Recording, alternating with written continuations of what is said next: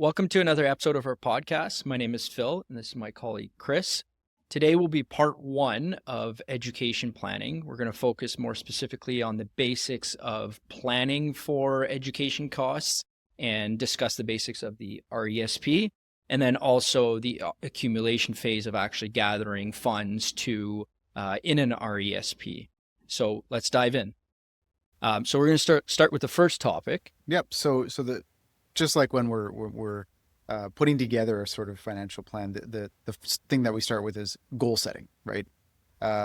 Just to give you a bit of context, when we're doing any kind of financial plan, even if it's sort of focused on retirement, education planning plays a role because money that goes towards education savings or paying for education support is money that could have gone towards other goals like retirement. So it plays a role, regardless of what the goal is that we're looking at, and setting the goal in education is the first step in planning for education savings. So, biggest one is going to be cost, right? So for the most part, children will start their post-education around age 18, and cost is highly dependent on all sorts of different factors as to what kind of education your dependent wants to pursue, and also how much of that you want to be able to support. Tuition is going to be the big one, the one that people think about the most, but it's only one piece of the puzzle. Tuition itself, especially if you stay in Canada for your education, is usually eligible for tuition tax credit. Other expenses like room and board, textbooks, things like that are not eligible for tax credits most of the time. Room and board can be the big one, right? So if you're going or planning to go away for your post-secondary education, rent can cost more than your tuition, and that's something that is important from a planning consideration. University or college is another factor. So college programs, they tend to be, not always, but they tend to be a little bit lower cost, and they tend to be shorter. So instead of a 4 or 5 year program, it might be more like a 2 or 3 year program. Postgraduate programs are also often eligible for RESP withdrawals, and also have to be considered because a 4-year undergrad program is it might not be the end point, right? So if you have a child whose ambitions are to become a lawyer or a doctor, there's always going to be postgraduate education. Yeah, and you'd actually be surprised in the amount of actual, either we discussed university or college, but even sometimes some certificates and stuff are actually eligible for withdrawals out of specifically education savings plans like the RESP. Mm-hmm. So it is pretty broad in terms of what qualifies for it. So just because you've saved up this money and your child is not pursuing any post-secondary typical education, it could still fall under eligibility for the withdrawals. Mm-hmm. So it's something to look into at the time if you do have those funds as well. Yep. Trades apprenticeships, yep, I believe, are eligible in most cases, and there's such a broad range of costs, right? It depends on whether you go to school locally or live away. Like we said, rent is often a huge expense if you're planning to live somewhere else. If you're planning to pursue education outside of the country or even outside of the province, that can significantly increase the cost as well, because the tuition may not be subsidized. There's also travel expenses to consider. The farther you are, the more expensive it usually is.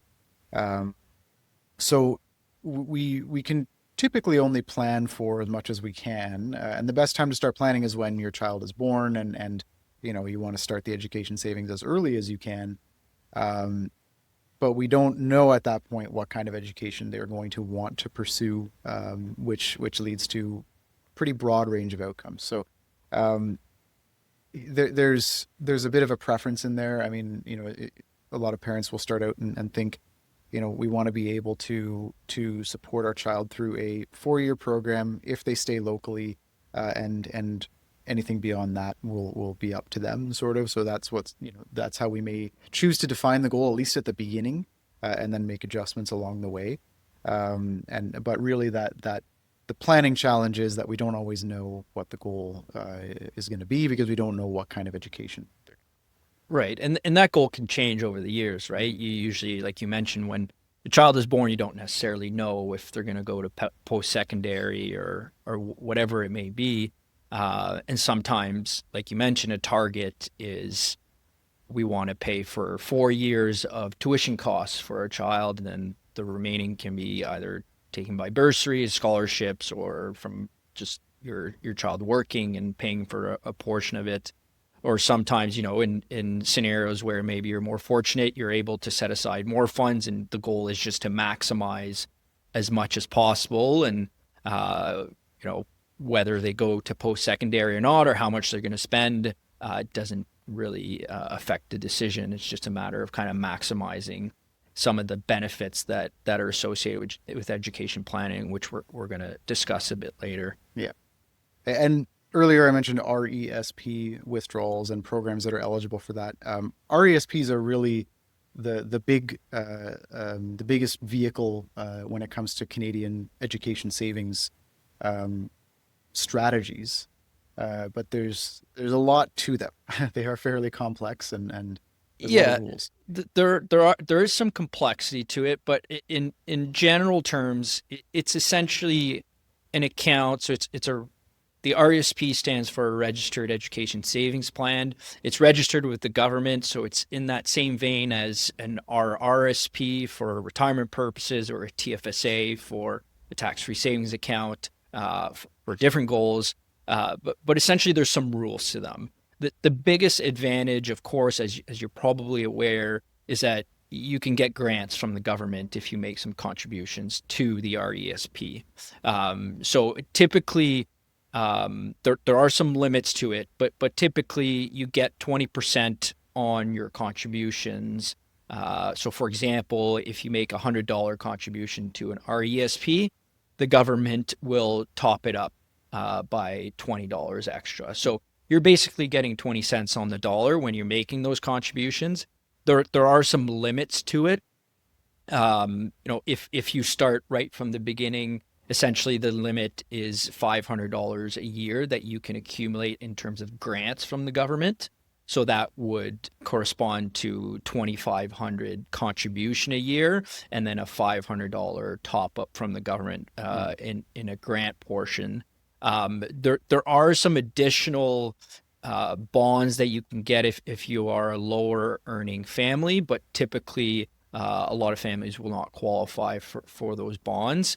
And in terms of a lifetime contribution, there are some limits as well. So, for example, in terms of contributions, you can only contribute up to 50,000 to the account per individual, and that corresponds to a maximum 7,200 of grants from the government that you can actually receive. So at a certain point, if you've already received the full grant from the government, your contributions are no longer what we call matched. You don't actually get any grants from the government on those additional contributions. Right. We'll discuss some other reasons why you may want to still contribute later on in this video. But for the most part, it's not as advantageous to keep contributing if you're not getting the grant from the government. And when you say that these limits are per individual, that refers to the beneficiary. So, Correct. You can have a joint RESP with a single beneficiary on it, and the limits of contribution or the limits for the grants that you receive from the government are in terms of the per beneficiary. You can have more than one beneficiary on an RESP, which we'll discuss a little more later. But then in that case, the limit for that account would be, doubled if there's two beneficiaries and so forth. Yeah, and that's a good point. So in terms of the basics of the I guess the structure of an RESP, you can either have an individual account that we call, or a family account. So the individual would be, as the name states, you essentially just have one child or one beneficiary on the account. And the family one is essentially a joint co-beneficiary account where you can have multiple beneficiaries on the same account. They have to be related, but there is more flexibility to it. typically when you open an account, unless you're 100% certain that you're only going to have one child, there's no downfall to opening a family account, as opposed to having to switch the account at some point later on when there is a second child in the picture, Yeah. and having to make the switch. You may as well just open a family one right away. The biggest advantage of the family account is, as we've discussed, the grants. You can actually, when it comes time for withdrawing some of those, that income, which we will discuss later, it can be shared between the beneficiaries. So in an extreme scenario where you have two children and you've contributed to your account over multiple years, and you've accumulated all these funds, but only one child decides to go to post-secondary, well, essentially, most of the money can be transferred, so to speak, to the beneficiary that's actually going to post-secondary. You don't lose a lot of those funds that would have been lost maybe if no one would have gone to post-secondary. So there's a lot more flexibility to it, and there's most people would open a family account in that for those scenarios. Exactly. And honestly, the only exception to that would be that if one beneficiary has already been paid out their maximum grant from the government in terms of withdrawals, there's the other beneficiary has to receive their portion. So you can't share beyond the maximum level of grant, effectively. Yeah, and the maximum we're talking is the 7,200 that we mentioned. So if you've received the full grant under a child's name, under both child's names, so in this case would be over 14,000. If there's two children on the account, you wouldn't be able to just withdraw the full amount under one child. There is a limit to 7,200 per child, which it was quote unquote free money at the time, so you're not losing any money. But of course, you want to maximize the grants from the government as well. The other advantage to RESPs, and this is more pertinent if you don't necessarily start right away making the contribution. So, I'm sure when you have a new child in the picture, you're busy, you're not necessarily thinking about opening an RESP right away. So sometimes it happens multiple years later. So let's say 4 or 5 years later, you start making contributions. Maybe you have more disposable income at that point. You can actually go back and recoup some of those grants that you had not taken advantage of in the first few years.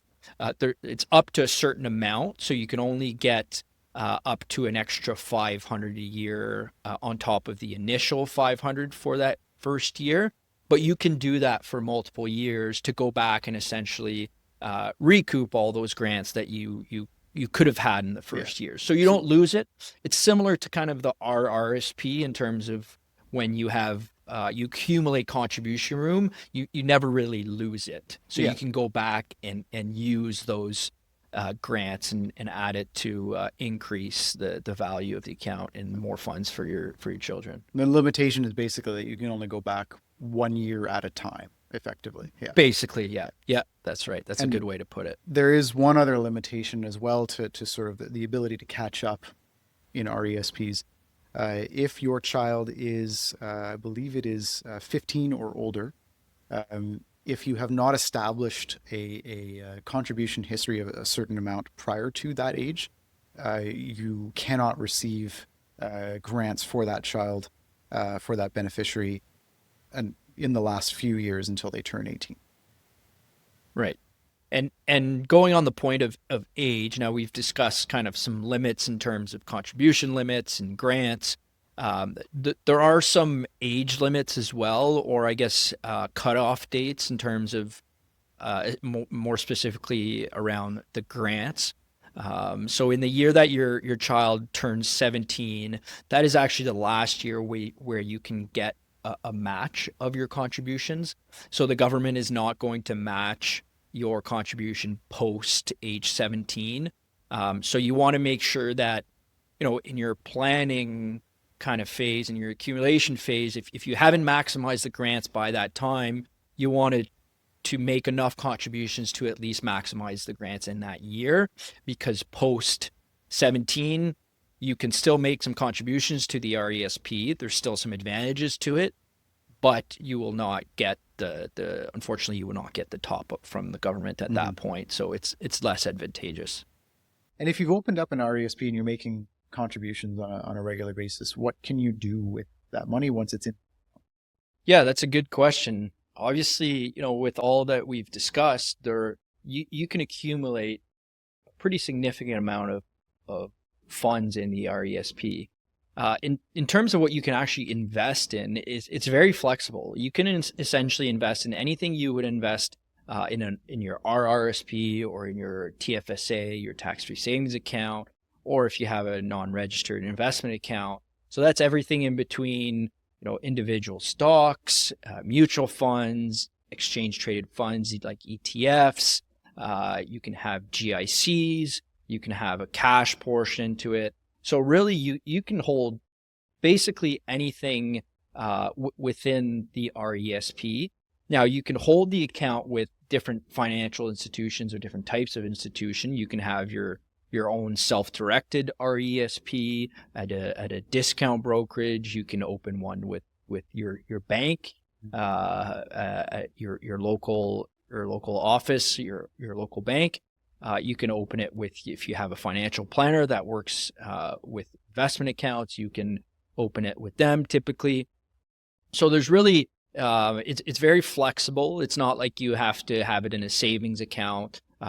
Typically, if you do start when the child is young, you usually have a time horizon of 20 plus years, right? So you can typically invest in something that is more oriented towards growth. And then as you get closer maybe to the time where you need to start withdrawing the funds, you may want to reduce kind of your risk associated to your investments at that point.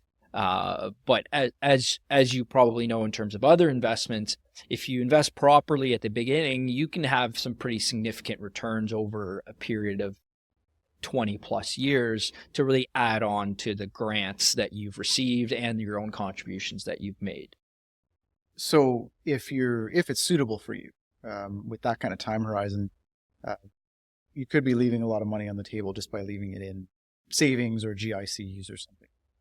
Yeah, you typically, again, depending on your risk tolerance, your time horizon, etc., there are some considerations to take. But typically, if you have the time on your hands and you're not extremely risk averse, it would likely be a benefit to you to invest it properly in something that will generate more return or expected return compared to just a savings account or a GIC, which is typically just a pretty nominal marginal rate of return. RESPs aren't the only tool, though. There are a few other. There's a few others. So RESPs, that one of the advantages as well is the tax deferral. So the income, you don't get a deduction for making contributions like you would with an RRSP. However, the income that you earn on the investments inside of an RESP is not taxed until it's withdrawn. And when it's withdrawn, it is taxed in the hands of the beneficiary, not in the hands of the contributor. Beneficiary is usually a young child or young adult who's attending post-secondary education, has a low income otherwise, probably a low tax rate, and also tuition tax credits to offset the tax.